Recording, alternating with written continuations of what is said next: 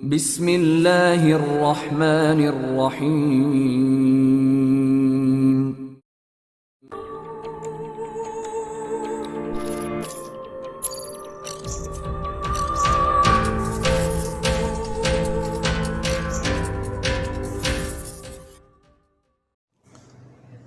السلام علیکم دوستو، Pak Asia mission Imran series novel by Zaheer Ahmed. اگر آپ نے ابھی تک ہمارے چینل جاسوسی دنیا کو سبسکرائب نہیں کیا تو سبسکرائب کریں اور بیل آئیکن پر کلک کیجیے۔ آغاز۔ پاک ایشیا کے دارالحکومت سے 300 کلومیٹر دور سالم پور نامی ایک چھوٹا سا قصبہ تھا۔ اس قصبے کی سرحد کافرستان سے ملتی تھی۔ یہ علاقہ عام طور پر جرائم کا گڑھ کہا جاتا تھا، کیونکہ اس علاقے میں بڑے بڑے بدماشوں، گنڈوں اور اسمگلروں کا ہولڈ تھا۔ یہاں بڑے بڑے جوئے خانے، ریستوران، کلب، ہوٹل اور بار موجود تھے۔ اس علاقے کے بارے میں مشہور تھا کہ یہاں کے اور کافرستان کی سرحدوں کے جرائم پیشہ افراد کا آپس میں زبردست گٹھ جوڑ ہے، اور اسی علاقے سے دونوں ملکوں میں وسیع پیمانے پر اسمگلنگ ہوتی تھی، اور دونوں اطراف کے جرائم پیشہ لوگوں کا بااثر افراد سے گہرا تعلق تھا۔ اس لیے دونوں ملکوں کی حکومتیں بے پناہ کوششوں کے باوجود ان علاقوں سے جرائم پیشہ افراد کا خاتمہ نہیں کر سکی تھیں۔ اس لیے دونوں سرحدوں کے یہ علاقے بڑے بڑے مجرموں کو پناہ دینے کے لیے باوسائل سمجھے جاتے تھے۔ سالم پور کے وسط میں وائٹ اسٹار نامی ایک ہوٹل کی دوسری منزل پر موجود ایک کمرے میں ایک نوجوان قد آدم آئینے کے سامنے کھڑا ریڈی میڈ میک اپ کرنے میں مصروف تھا۔ اس کے ہاتھ نہایت تیزی سے چل رہے تھے۔ وہ ایک نہایت خوش شکل اور توانا جسامت کا نوجوان تھا، جو اس وقت ایک عام سے گنڈے کا میک اپ کرنے میں مصروف تھا۔ چند ہی لمحوں میں اس نے واقعی انتہائی مہارت سے ایسا میک اپ کر لیا جس سے وہ سچ مچ کا ایک گنڈا دکھائی دینے لگا تھا۔ اس نے لباس بھی گنڈوں جیسا ہی پہن رکھا تھا۔ آئینے میں خود کو اچھی طرح دیکھ کر اس نے اطمینان بھرے انداز میں سر ہلایا اور پلٹ کر وارڈروب کی طرف آ گیا۔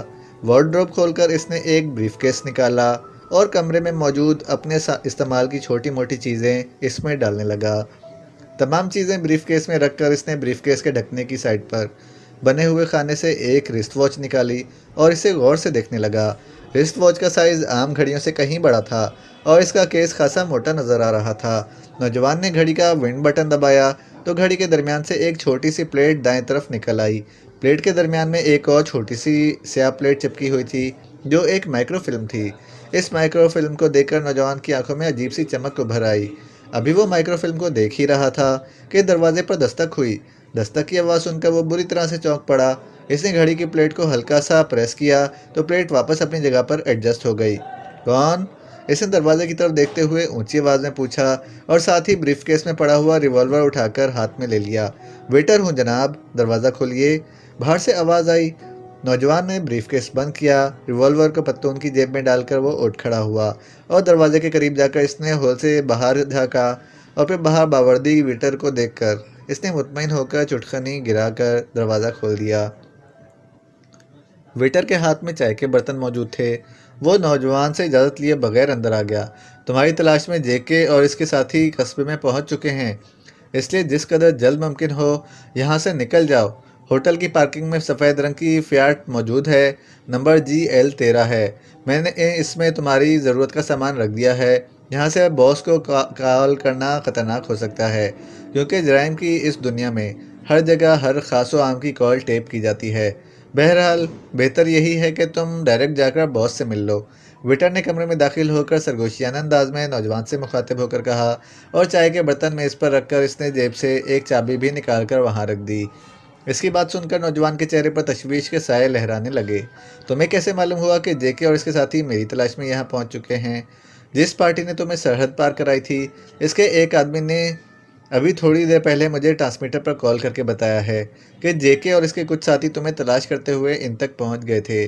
انہوں نے اس پارٹی کے سربراہ رگھو پر شدید تشدد کر کے سب کچھ اگلوا لیا ہے اور اسے ہلاک بھی کر ڈالا ہے، اور وہ تمہاری تلاش میں سالم پور پہنچ گئے ہیں۔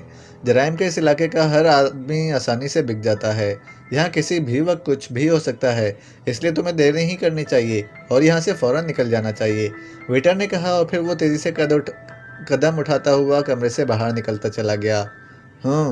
JK اور اس کے آدمی مجھ تک پہنچ بھی گئے تب بھی وہ مجھ سے مائکرو فلم نہ حاصل کر سکیں گے۔ یہ فلم میری قوم کی امانت ہے اور اسے میں ہر صورت میں باس تک پہنچا کر ہی دم لوں گا۔ نوجوان نے ہونٹ بھیجتے ہوئے کہا۔ اس نے جلدی جلدی چائے پی اور پھر اپنا بریف کیس اور میز پر سے کار کی چابی اٹھا کر کمرے سے باہر نکلتا چلا گیا۔ ہوٹل کے عقبی راستے سے وہ باہر نکلا اور پھر گھوم کر پارکنگ کی جانب بڑھ گیا۔ کچھ ہی دیر میں وہ سفید رنگ کی فیاٹ نہایت تیزی سے اڑایا چلا جا رہا تھا۔ مختلف بازاروں اور شاہراہوں میں ہوتا ہوا وہ دارالحکومت کی طرف جانے والی سڑک پر آ گیا اور پھر اس نے کار کو تارکول کی صاف و شفاف سڑک پر نہایت تیزی سے دوڑانا شروع کر دیا۔ اچانک اس کی نظریں بیک ویو مرر سے اپنے پیچھے آنے والی ایک سرخ کار پر جم گئیں۔ سرخ کار کو دیکھ کر نوجوان کی پیشانی پر شکنیں سی پھیل گئیں۔ یہی سرخ کار اس نے ہوٹل کی پارکنگ میں بھی دیکھی تھی اور مختلف راستوں پر بھی۔ پہلے تو اس نے اس کار پر کوئی توجہ نہ دی تھی، لیکن اس وقت وہ اپنی کار کو جس تیز رفتاری سے لیے چلا جا رہا تھا، سرخ کار کو اسی رفتار سے اپنے پیچھے آتے دیکھ کر اسے خطرے کا شدت سے احساس ہونے لگا تھا۔ اس نے گیئر بدلا اور کار کی رفتار اور زیادہ بڑھا دی۔ اسی وقت اس نے سرخ رنگ کی کار کی رفتار بھی بڑھتے دیکھی۔ اسے 100% یقین ہو گیا کہ سرخ کار اس کا تعاقب کر رہی ہے۔ اس کے لبوں پر بے اختیار انتہائی زہریلی مسکراہٹ ابھر آئی۔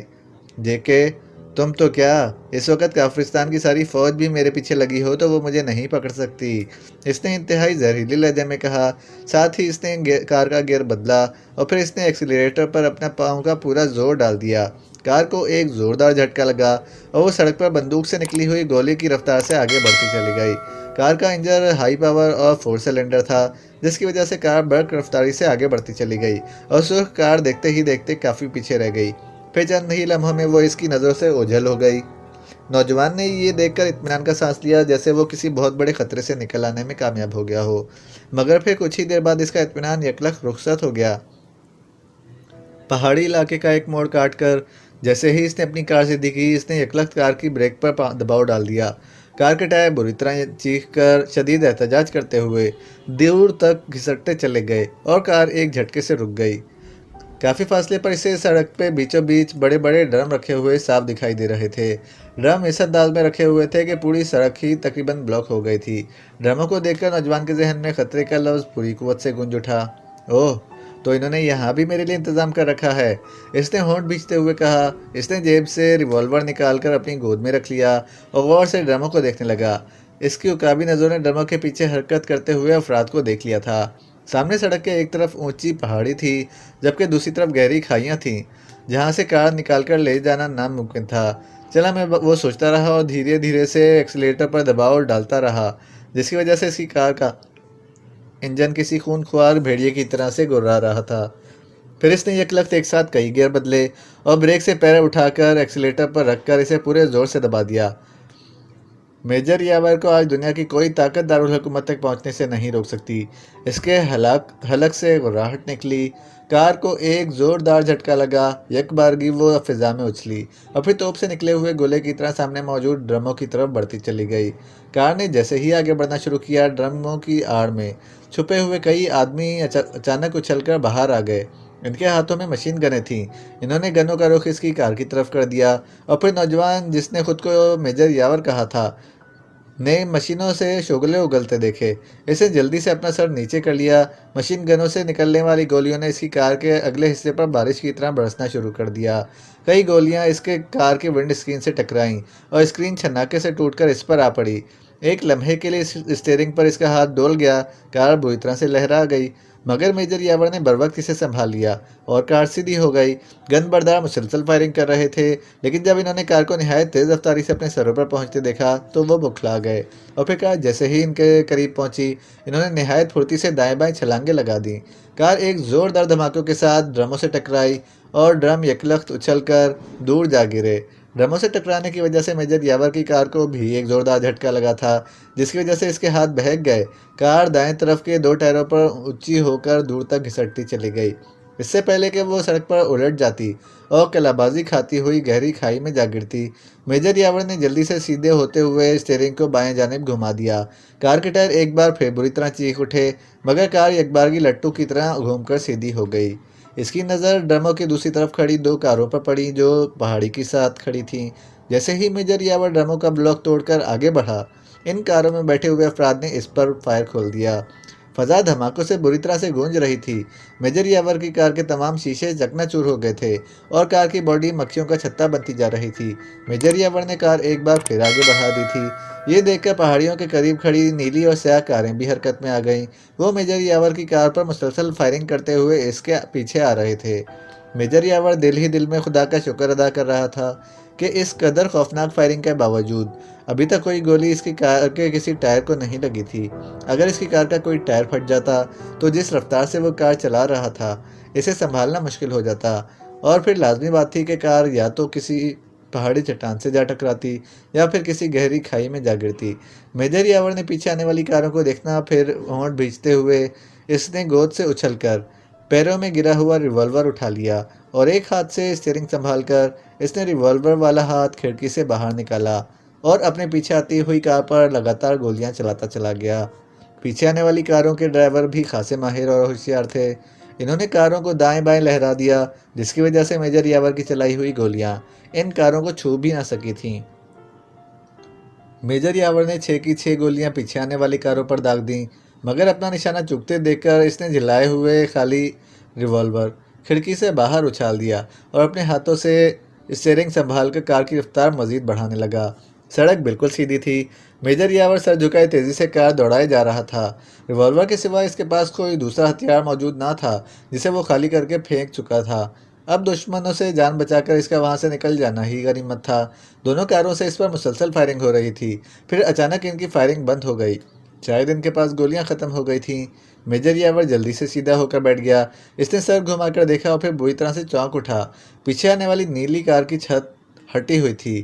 ایک شخص کندھے پر منی راکٹ لانچر اٹھائے اس کار کا نشانہ لے رہا تھا، اور پھر میجر یاور نے راکٹ لانچر کو اچانک زوردار جھٹکا لگتے اور اس میں سے آگ کا ایک گولا سا نکلتے دیکھا جو بجلی کی سی رفتار سے اس کی کار کی طرف آ رہا تھا۔ میجر یاور نے ایک لمحے کے 1000ویں حصے میں راکٹ سے بچانے کے لیے اسٹیئرنگ کو دائیں طرف گھما کر یہ یکدم سیدھا کر دیا۔ سڑک پر دوڑتی ہوئی اس کی تیز رفتار کار 2 پہیوں پر اٹھ کر ترچھی ہو گئی اور عین اسی لمحے عقب سے فائر کیا گیا راکٹ آگ اگلتا ہوا اس کی ترچھی کار کے عین قریب سے نکلتا چلا گیا۔ راکٹ آگ کا گولا بنا سڑک کے اوپر سے ہوتا ہوا دور ایک پہاڑی ٹیلے سے جا ٹکرایا۔ ایک ہولناک دھماکہ ہوا اور پہاڑی ٹیلے کے پرخچے اڑ کر فضا میں بکھر گئے۔ میجر یاور نے کمال مہارت سے کار دوبارہ سیدھی کر لی۔ اس نے واقعی بڑی مہارت اور حیرت انگیز طریقے سے بر وقت کار کو 2 پہیوں پر اٹھا کر ترچھا کر لیا تھا، ورنہ راکٹ کا اس کی کار سے ٹکرا جانا ناگزیر تھا اور اس کی کار کا وہی حشر ہوتا جو پہاڑی ٹیلے کا ہوا تھا۔ میجر یاور نے ممکنہ خطرے سے وقتی طور پر تو خود کو بچا لیا تھا، لیکن جب اس نے نیلی کار سے 2 افراد کو 2 راکٹ لانچر اٹھا کر کھڑے ہوتے دیکھا تو اس کے چہرے پر حقیقتاً موت کا خوف ابھر آیا۔ عین اسی لمحے راکٹ لانچروں نے اس کی کار کی طرف آگ کے 2 گولے اگل دیے۔ اس بار میجر یاور نے کار کو لہرا کر ان سے راکٹوں سے بچنے کی کوشش کی تھی، لیکن ایک گولا عین اس کی کار کے پچھلے حصے سے آ ٹکرایا۔ دوسرے ہی لمحے فضا ایک خوفناک دھماکے سے گونج اٹھی اور میجر یاور کی کار کے پرخچے اڑ کر فضا میں بکھرتے چلے گئے۔ کار کا بچا کھچا حصہ آگ میں لپٹ کر سڑک پر بری طرح سے کلابازیاں کھانے لگا اور پھر سڑک پر دور تک گھسٹتا ہوا دائیں طرف نشے میں ایک گہرے گڑھے میں گرتا چلا گیا۔ کار کے ساتھ ہی لامحالہ میجر یاور کے جسم کے بھی پرخچے اڑ گئے تھے۔ اس قدر بہادری اور مہارت سے دشمنوں کے نرغے سے نکلنے والا میجر یاور آخر کار ہٹ ہو گیا تھا، جو دشمنوں کی بہت بڑی کامیابی تھی۔ عمران جیسے ہی دانش منزل کے آپریشن روم میں داخل ہوا، بلیک زیرو اس کے احترام میں اٹھ کر کھڑا ہو گیا۔ عمران کے چہرے پر اس وقت بلا کی سنجیدگی تھی۔ کیا بات ہے عمران صاحب، بڑے سنجیدہ دکھائی دے رہے ہیں۔ سلام دعا کے بعد بلیک زیرو نے حیرت سے عمران کی طرف دیکھتے ہوئے پوچھا، میری مرغی نے ابلے ہوئے انڈے دینا شروع کر دیے ہیں اور سلیمان ابلے ہوئے انڈوں کا آملیٹ بنانے کے لیے کسی سائنسدان کو ڈھونڈنے نکلا ہے۔ کئی روز سے نہ ناشتہ ملا ہے اور نہ کچھ کھایا ہے، اس لیے سنجیدہ نہ ہوں تو کیا کروں؟ عمران نے بڑے سنجیدہ انداز میں کہا اور کرسی پر بیٹھ گیا۔ اس کی بات سن کر بلیک زیرو ہنس پڑا۔ اچھا، تو آپ یہاں ناشتہ کرنے کے لیے آئے ہیں؟ ٹھیک ہے، میں ابھی بنا کر لاتا ہوں، بلیک زیرو نے ہنستے ہوئے کہا اور کچن کی طرف بڑھتا چلا گیا۔ واپسی پر لائبریری سے ورلڈ کراس آرگنائزیشن کی فائل لیتے آنا۔ ورلڈ کراس آرگنائزیشن کی فائل؟ بین الاقوامی مجرم اور مجرم تنظیموں کی فائل؟ اوہ، کیا کوئی نیا کیس شروع ہو گیا ہے؟ ایسا ہی سمجھو، پہلے فائل لاؤ پھر بات کریں گے۔ عمران نے سنجیدگی سے کہا اور بلیک زیرو ریکارڈ روم کی طرف بڑھ گیا۔ چند لمحوں بعد وہ ایک ضخیم فائل لے آیا۔ فائل اس نے عمران کو دے دی۔ عمران نے فائل کھولی اور اس کے صفحے پلٹنے لگا۔ اسے فائل کے صفحات پلٹتے دیکھ کر بلیک زیرو مڑا اور عمران کے لیے چائے بنانے کے لیے کچن میں چلا گیا۔ عمران صفحات پلٹتا رہا، پھر اس کے ہاتھ رک گئے۔ ایک صفحے پر موجود ایک تصویر کو دیکھ کر اس نے سر ہلایا اور غور سے تصویر دیکھنے لگا۔ تصویر ایک غیر ملکی نوجوان کی تھی جو خاصا لمبا تڑنگا تھا، خاصا خوش شکل نوجوان تھا جس کی آنکھیں بے حد چمکدار تھیں۔ اس کی فراخ پیشانی اس کی ذہانت کا منہ بولتا ثبوت تھی اور اس کا جسم بے حد مضبوط دکھائی دے رہا تھا۔ تصویر کے نیچے نوجوان کا نام اور شاید اس کے بارے میں تفصیلات درج تھیں۔ عمران تفصیل پڑھنے میں مصروف ہو گیا۔ تفصیل 2 صفحات پر مشتمل تھی۔ ساری تفصیل پڑھ کر عمران نے ایک طویل سانس لیتے ہوئے فائل بند کر دی۔ اس کے پیشانی پر سوچ اور قدرے پریشانی کی لکیریں پھیل گئیں۔ واقعی خطرناک اور شفاق ترین مجرموں میں سے ایک ہے، عمران نے بڑبڑاتے ہوئے کہا۔ اس کے چہرے سے صاف ظاہر ہو رہا تھا کہ وہ جیسے کسی گہری سوچ میں غلطاں ہے۔ کون سا مجرم؟ بلیک زیرو جو عمران اور اپنے لیے چائے کا کپ لے اندر آ رہا تھا، عمران کی بات سن کر چونکتے ہوئے پوچھا۔ اسٹارک؟ اوہ، آپ اس چمکیلی آنکھوں والے یورپی نژاد نوجوان کی بات تو نہیں کر رہے جس نے پورے یورپ میں اپنی مجرمانہ کارروائیوں سے تہلکہ مچا رکھا ہے، جسے عرف عام میں ریڈ ولف کہا جاتا ہے؟ بلیک زیرو نے چونکتے ہوئے اور پریشان نظروں سے عمران کی طرف دیکھتے ہوئے پوچھا۔ ہاں، وہی اسٹارک، یورپ کا انتہائی تربیت یافتہ مجرم ہے جو ذہانت، مکاری، چالاکی اور شفاقی میں اپنی مثال آپ ہے۔ اس کے بارے میں مشہور ہے کہ وہ جس ملک میں پہنچ جاتا ہے، اس ملک کی تباہی اور بربادی کو دنیا کی کوئی طاقت نہیں روک سکتی اور بدقسمتی اس ملک کا مقدر بن جاتی ہے۔ عمران نے سنجیدگی سے جواب دیتے ہوئے کہا اور بلیک زیرو کے ہاتھ سے چائے کا کپ لے لیا۔ اوہ، لیکن آپ کیوں پریشان ہو رہے ہیں؟ اسٹارک کی سرگرمیاں تو یورپی ممالک تک محدود ہیں، کوئی تعلق ہوگا ہی جو وہ ان دنوں پاکیشیا میں موجود ہے، عمران نے جواب دیا اور عمران کی بات سن کر بلیک زیرو محاورتاً نہیں حقیقتاً اچھل پڑا۔ آپ کو اس بارے میں کہاں سے اطلاع ملی ہے کہ وہ ہمارے ملک میں موجود ہے؟ بلیک زیرو نے گھبراہٹ زدہ لہجے میں پوچھا۔ ویسٹ کارمین کی سیکرٹ سروس کے چیف سارگر کی میرے پاس کال آئی تھی۔ اس نے مجھے بتایا کہ اس نے اسٹارک کو نہایت خفیہ طور پر پاکیشیا کی طرف روانہ ہوتے ہوئے دیکھا تھا۔ اس کے ساتھ اس کی 2 ساتھی لڑکیاں کیٹی، سلویا اور ایک مرد ساتھی جیفرڈ بھی تھے۔ وہ چاروں میک اپ میں پاکیشیا کی فلائٹ میں ایک ساتھ روانہ ہوئے تھے۔ سارگر اپنے کسی نجی کام کے سلسلے میں کافرستان جا رہا تھا۔ جس فلائٹ میں وہ سفر کر رہا تھا، اسی فلائٹ میں اسٹارک بھی سفر کر رہا تھا۔ گو اسٹارک اور اس کے ساتھی میک اپ میں تھے، لیکن سارگر ان کے لب و لہجے، اسٹارک کی آنکھوں کی مخصوص چمک اور اس کی کان کھجانے کی مخصوص عادت کی وجہ سے انہیں پہچان گیا تھا۔ انہیں ایشیا کی طرف سفر کرتے دیکھ کر سارگر حیران رہ گیا۔ پہلے سارگر یہی سمجھا کہ اسٹارک اپنے ساتھیوں کے ساتھ کافرستان ہی کسی مشن پر جا رہا ہے، مگر جس طرح شکی مزاج بیویاں اپنے شوہروں کو کسی دوسری لڑکی کے ساتھ ہنستے بولتے دیکھ کر پریشان ہو جاتی ہے اور اس تگ و دو میں رہتی ہے کہ اس لڑکی کے ساتھ اس شوہر کا کیا تعلق ہے، وہ اس کا پیچھا نہیں چھوڑتی، یہی حال سیکرٹ سروس والوں کا ہوتا ہے۔ شکی عورتوں کی طرح ان کی نظروں میں جب کوئی بڑا مجرم، خاص طور پر اسٹارک جیسا مجرم آ جائے تو وہ سب کچھ بھول کر اس کے پیچھے لگ جاتے ہیں۔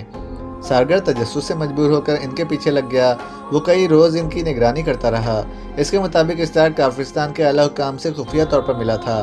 ان کے درمیان کیا بات ہوئی اور اسٹارک کافرستان کے اعلیٰ حکام سے اس قدر خفیہ ملاقات کیوں کر رہا ہے، اس کے بارے میں وہ کچھ نہ جان سکا۔ لیکن اسٹارک کو جس طرح کافرستان میں پروٹوکول دیا جا رہا تھا، اس سے سارگر خاصا مشکوک ہو گیا تھا کہ اسٹارک جیسا خطرناک اور درندہ صفت مجرم کی اس انداز میں کافرستانی حکام سے خفیہ ملاقاتیں کیا معنی رکھتی ہیں۔ بہرحال کئی ملاقاتوں کے بعد جب سارگر نے میک اپ میں اسٹارک اور اس کے ساتھیوں کو پاکیشیائی فلائٹ میں واپس جاتے دیکھا تو اسے یقین ہو گیا کہ کافرستان نے اس بار اپنے کسی مشن کے لیے خاص طور پر پاکیشیا میں کام کرنے کے لیے اسٹارک کو ہائر کیا ہے۔ سارگر پاکیشیا اور کافرستان کی کشیدہ حالات سے اچھی طرح سے واقف ہے۔ اسٹارک کا کافرستانی حکام سے خفیہ ملاقاتیں کرنا اور نئے میک اپ میں پاکیشیا کی طرف سفر کرتے دیکھ کر سارگر نے یہی نتیجہ اخذ کیا کہ اسٹارک کو کافرستان نے پاکیشیا میں کسی کارروائی کے لیے بھیجا ہے۔ اسٹارک جیسا مجرم پاکیشیا کے لیے کس قدر خطرناک ہو سکتا ہے اور وہ پاکیشیا میں نہ جانے کس مشن پر کام کر رہا ہے، اس بات نے سارگر کو پریشان کر دیا تھا۔ وہ میرا آکسفورڈ میں کلاس فیلو رہ چکا ہے اور اسے یہ بات بھی اچھی طرح سے معلوم ہے کہ میں پاکیشیا سیکرٹ سروس کے لیے کام کرتا ہوں، اس لیے اس نے مجھے اپنے طور پر فون کیا ہے اور اسٹارک کے متعلق ساری بات بتا دی۔ سیکرٹ سروس کے منجے ہوئے چیف کے لیے میرا فلیٹ اور فون نمبر ٹریس کر لینا کچھ مشکل نہ تھا۔ بہرحال جب اس نے مجھے یہ ساری تفصیل بتائی تو میں واقعی پریشان ہو گیا۔ اسٹارک جو نام کا ہی نہیں سچ مچ کا ریڈ ولف ہے کہ پاکیشیا میں آنا اور خاص طور پر کافرستانی حکام سے خفیہ ملاقات کر کے آنا کسی بہت بڑے خطرے کا ہی پیش خیمہ ہو سکتا ہے۔ اس لیے میں یہاں آ گیا تاکہ میں اس کا حدود اربا جان سکوں۔ عمران نے بلیک زیرو کو ساری تفصیل بتاتے ہوئے کہا، اوہ یہ تو واقعی تشویشناک بات ہے۔ کافرستان ویسے ہی آئے دن پاکیشیا کے خلاف سازشوں کی جال بنتا رہتا ہے۔ یہ الگ بات ہے کہ آج تک کوئی سازش کامیاب نہیں ہوئی اور ہمیشہ اسے موقع ہی کھانی پڑی ہے، مگر اسٹارک جیسے درندہ صفت اور خوفناک مجرم کو ہائر کر کے نہ جانے وہ اس سے کیا کام لینا چاہتا ہے۔ اسٹارک کا پاکیشیا آنا اس بات کا ثبوت ہے کہ وہ کافرستان کا کوئی خطرناک مشن لے کر یہاں آیا ہے۔ اب کیا کیا جائے؟ بلیک زیرو نے تشویش بھرے لہجے میں کہا، پورے ملک میں ڈھنڈورا پٹوا دو کہ جو کوئی اسٹارک اور اس کے ساتھیوں کو ڈھونڈنے میں ہماری مدد کرے گا اس کا سر گنجا کر کے اس گنجے سر پر 100 جوتے مارے جائیں گے۔ عمران نے منہ بنا کر کہا اور بلیک زیرو اپنے الفاظ پر شرمندہ ہو گیا۔ واقعی اب کیا جائے کہہ کر اس نے اپنی حماقت کا ثبوت دیا تھا۔ میں ابھی تمام ممبروں کو کال کرتا ہوں، انہیں اسٹارک اور اس کے ساتھیوں کے بارے میں بتا کر سارے شہر میں پھیلا دیتا ہوں تاکہ وہ ہر مشکوک شخص کی کڑی نگرانی کریں۔ اسٹارک کوئی عام مجرم نہیں، وہ انتہائی ذہین، چالاک اور خطرناک انسان ہے۔ وہ زیادہ تر خود پر اور اپنے ساتھیوں پر ہی انحصار کرتا ہے، ضرورت پڑے تو وہ مقامی مجرموں کو بھی ہائر کر لیتا ہے۔ اسے تلاش کرنے سے پہلے ہمیں کسی طرح یہ معلوم کرنا ہے کہ کافرستانی حکام نے اسے خاص طور پر اپنے ملک میں کیوں بلوایا تھا اور ایسا کون سا مشن ہے جسے ان کے خیال کے مطابق صرف اسٹارک جیسا مجرم ہی سر انجام دے سکتا ہے۔ اسٹارک جیسے مجرم کو ہائر کرنا کوئی معمولی بات نہیں ہے۔ وہ چھوٹے موٹے مشنز پر کام نہیں کرتا، وہ بڑے اور اہم مشن پر کام کرتا ہے اور کامیابی حاصل کرنے میں اتھارٹی سمجھا جاتا ہے، اور بڑے مشن کے لیے لامحالہ اس کا معاوضہ بھی بہت زیادہ ہوگا۔ معاملہ انتہائی سیریس معلوم ہوتا ہے۔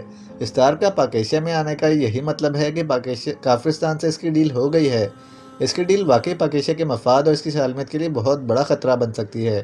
اس سے پہلے کہ اسٹارک پاکیشیا میں اپنی کارروائی کا آغاز کرے، ہمیں اسے ٹریس کر کے ہر ممکن طریقے سے ختم کرنا ہے۔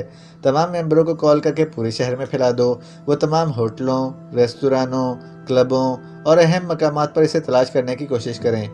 اسٹارک کے کان کھجانے کی مخصوص عادت، اس کی چمکدار آنکھیں اور لمبا قد اسے تلاش کرنے میں بے حد معاون ثابت ہو سکتا ہے۔ میں اتنی دیر میں معلوم کرنے کی کوشش کرتا ہوں کہ کافرستان نے اس بار ہمارے خلاف کیا کھچڑی پکائی ہے، عمران نے کہا اور بلیک زیرو نے اسبات میں سر ہلا دیا۔ ممبروں کو کال کرنے سے پہلے مجھے DX3 ٹرانسمیٹر لا دو، عمران نے کہا اور بلیک زیرو سر ہلا کر دوسرے کمرے میں چلا گیا۔